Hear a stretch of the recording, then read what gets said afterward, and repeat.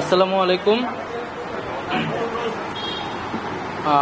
আজ দুপুর 1টার সময় আমাদের প্রধান উপদেষ্টা কার্যালয় যমুনাতে আমাদের উপদেষ্টা পরিষদের একটা অনানুষ্ঠানিক বৈঠক ছিল এবং এই বৈঠকে আমি আমার একটা ব্যক্তিগত বিষয়ে আলোচনা করেছি এবং আলোচনা সাপেক্ষে আমি প্রধান উপদেষ্টা বরাবর আমার পদত্যাগপত্র জমা দিয়েছি।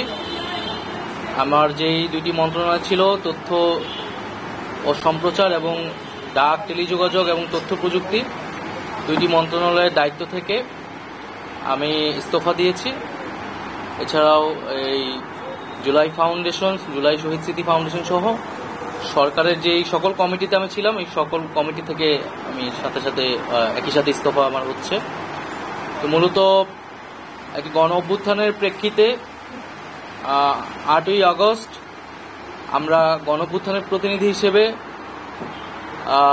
প্রথমে 2 জন এবং পরবর্তীতে আরও 1 জন, 3 জন অন্তর্বর্তী সরকারে দায়িত্ব নেই অন্যান্য উপদেষ্টাবৃন্দের সাথে।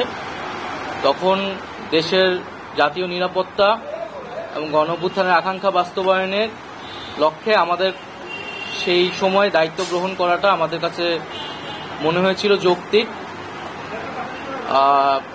গত 6.5 মাসের প্রেক্ষিতে সরকার কাজ করছে, হয়তো আমরা আশানুরূপ ফলাফল এখনো পাইনি, কিন্তু আমার কাছে মনে হয়েছে যে সরকারের একটা স্ট্যাবিলিটিতে সরকার এসেছে এবং ব্যক্তিগতভাবে সরকারের বাইরে যে দেশের বর্তমান যে পরিস্থিতি, সেই পরিস্থিতিতে একটি রাজনৈতিক শক্তির উত্থানের জন্য আমার রাজপথে থাকা প্রয়োজন, ছাত্র জনতার কাতারে থাকা প্রয়োজন এবং আমরা যে গণতান্ত্রিক পরিবর্তনের আকাঙ্ক্ষা করি, সেই আকাঙ্ক্ষার জন্য এবং আমার যে গণ অভ্যুত্থানে যে ছাত্র জনতা অংশগ্রহণ করেছে, সেই শক্তিকে সংহত করতে আমি মনে করেছি যে আমার সরকারের থেকে আমার সরকারের বাইরে রাজপথে আমার ভূমিকা বেশি হবে এবং আমার বাইরে যারা আমাদের সহযোদ্ধা রয়েছেন